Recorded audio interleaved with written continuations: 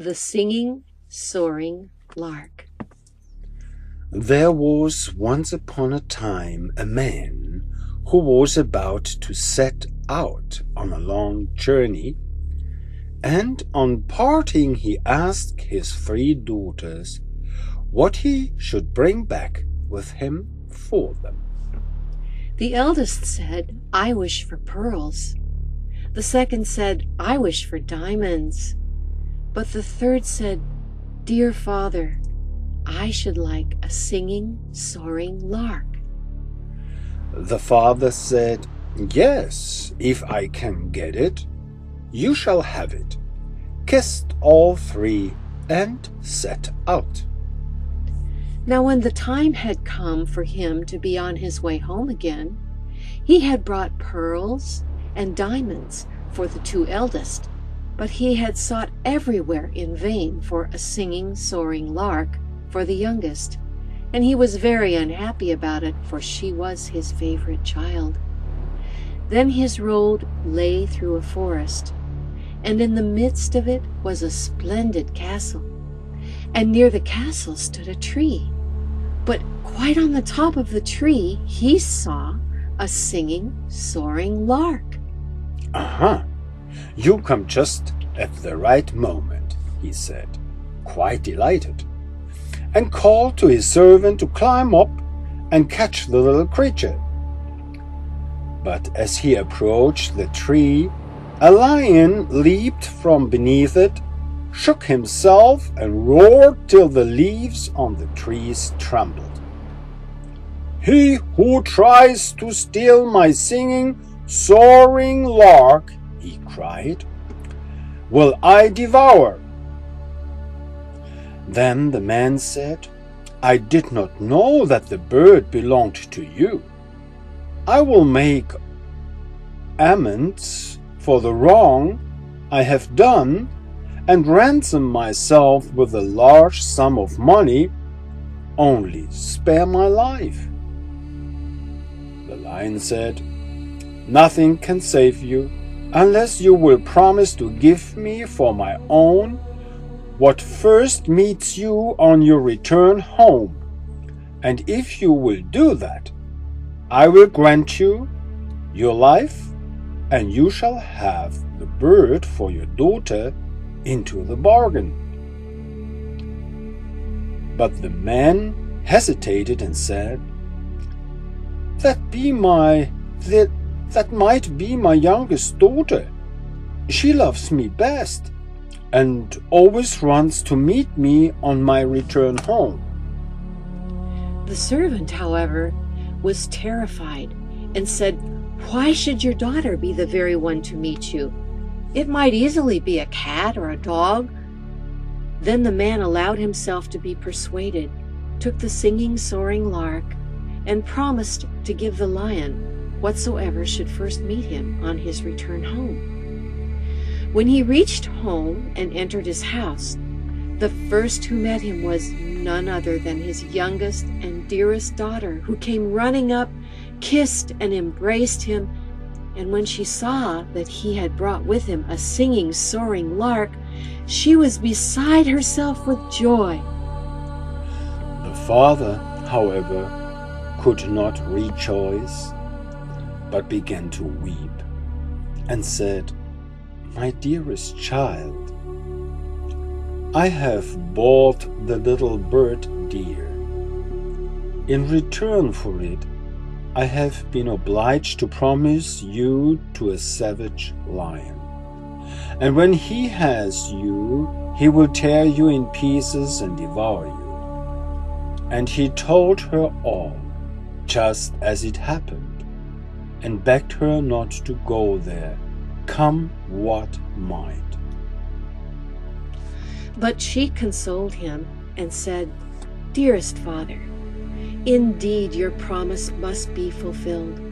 I will go thither and soften the lion, so that I may return to you safely." Next morning she had the road pointed out to her, took leave, and went fearlessly out into the forest. The lion, however, was an enchanted prince, and was by day a lion, and all his people were lions with him, but in the night they resumed their natural human shapes. On her arrival, she was kindly received and led into the castle. When night came, the lion turned into a handsome man, and their wedding was celebrated with great magnificence. They lived happily together, remained awake at night, and slept in the daytime. One day he came and said, "Tomorrow there is a feast in your father's house, because your eldest sister is to be married, and if you are inclined to go there, my lions shall conduct you." She said, "Yes, I should very much like to see my father again," and went thither, accompanied by the lions. There was great joy when she arrived, for they had all believed that she had been torn in pieces by the lion and had long ceased to live. But she told them what a handsome husband she had and how well off she was, remained with them while the wedding feast lasted, and then went back again to the forest. When the second daughter was about to be married, and she was again invited to the wedding, she said to the lion, "This time I will not be alone. You must come with me." The lion, however, said that it was too dangerous for him. For if when there a ray from a burning candle fell on him, he would be changed into a dove, and for 7 years long would have to fly about with the doves. She said, "Ah, but do come with me. I will take great care of you and guard you from all light." So they went away together and took with them their little child as well. She had a room built there, so strong and thick that no ray could pierce through it. In this he was to shut himself up when the candles were lit for the wedding feast. But the door was made of green wood, which warped and left a little crack, which no one noticed. The wedding was celebrated with magnificence, but when the procession, with all its candles and torches, came back from the church and passed by this apartment, a ray touched him, and he was transformed in an instant. And when she came in and looked for him, she did not see him, but a white dove was sitting there. The dove said to her, "For 7 years must I fly about the world, but at every 7th step that you take, I will let fall a drop of red blood and a white feather, and this will show you the way. And if you follow the trace, you can release me." Thereupon the dove flew out at the door, and she followed him. And at every 7th step, a red drop of blood and a little white feather fell down and showed her the way. So she went continually further and further in the wide world, never looking about her or resting. And the 7 years were almost past.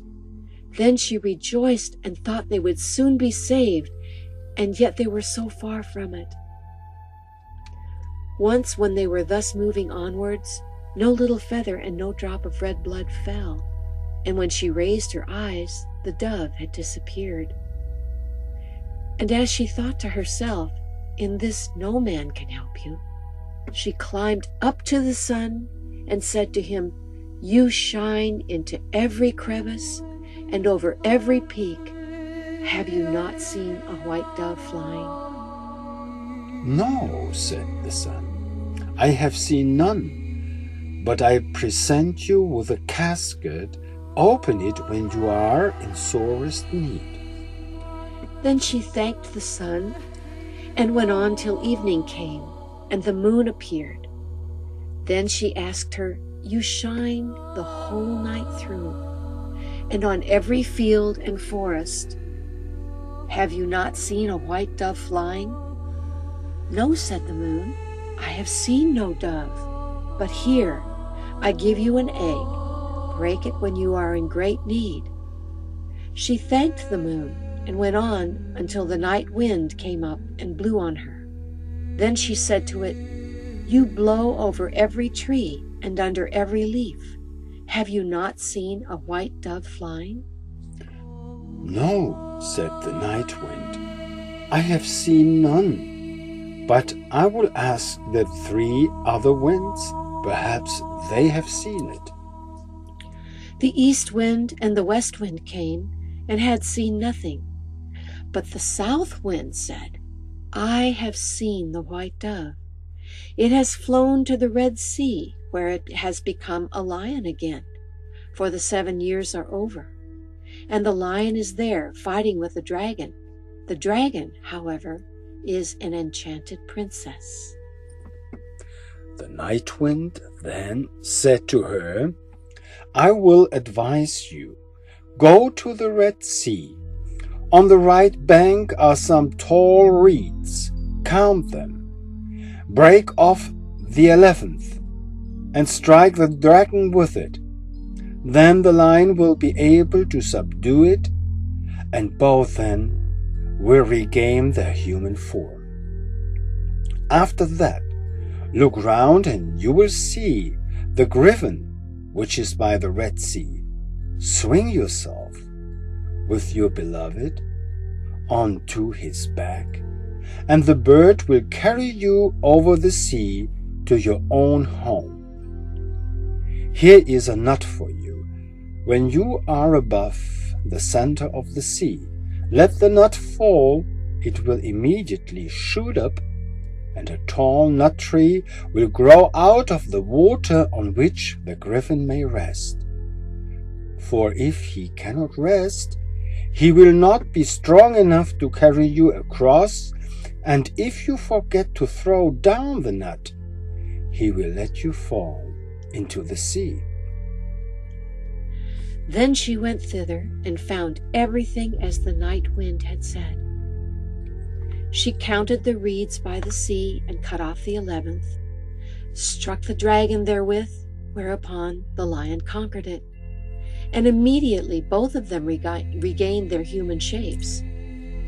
But when the princess, who hitherto had been the dragon, was released from enchantment, she took the youth by the arm, seated herself on the griffin, and carried him off with her. There stood the poor maiden who had wandered so far and was again forsaken. She sat down and cried, but at last she took courage and said, "Still I will go as far as the wind blows, and as long as the cock crows, until I find him."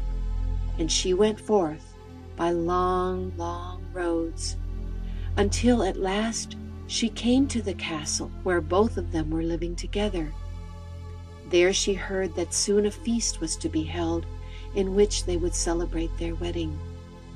But she said, "God still helps me," and opened the casket that the sun had given her. A dress lay therein, as brilliant as the sun itself.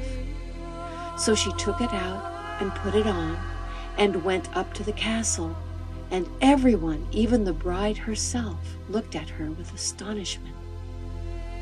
The dress pleased the bride so well that she thought it might do for her wedding dress, and asked if it was for sale.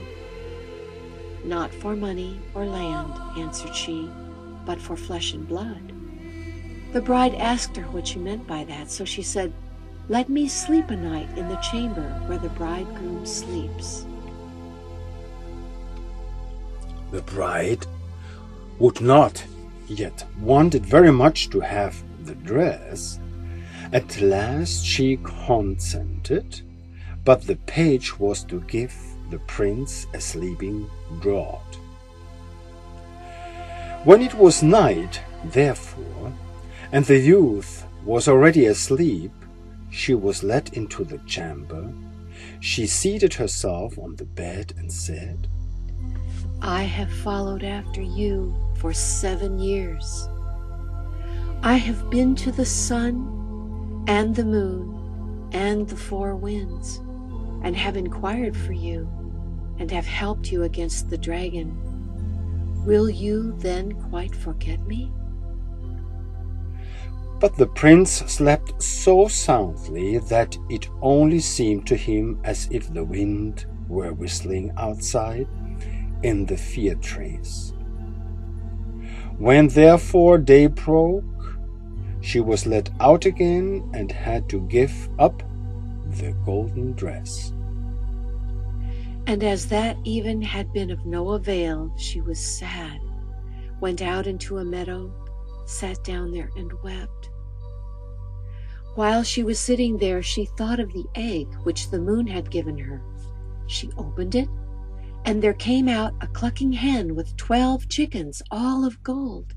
And they ran about chirping and crept again under the old hen's wings. Nothing more beautiful was ever seen in the world. Then she arose and drove them through the meadow before her until the bride looked out of the window. The little chickens pleased her so much that she immediately came down and asked if they were for sale. Not for money or land, but for flesh and blood. Let me sleep another night in the chamber where the bridegroom sleeps. The bride said yes, intending to cheat her as on the former evening. But when the prince went to bed, he asked the page what the murmuring and rustling in the night had been. On this the page told all, that he had been forced to give him a sleeping draught, because a poor girl had slept secretly in the chamber, and that he was to give him another that night. The prince said, "Pour out the draught by the bedside."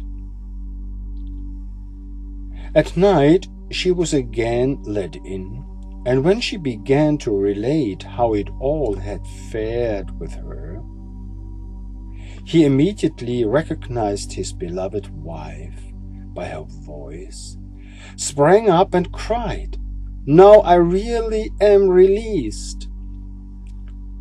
I have been as it were in a dream, for the strange princess has bewitched me, so that I have been compelled to forget you. But God has delivered me from the spell at the right time." Then they both left the castle secretly in the night, for they feared the father of the princess, who was a sorcerer. And they seated themselves on the griffin which bore them across the Red Sea. And when they were in the midst of it, she let fall the nut. Immediately a tall nut tree grew up, whereon the bird rested, and then carried them home, where they found their child, who had grown tall and beautiful. And they lived thenceforth happily until their death.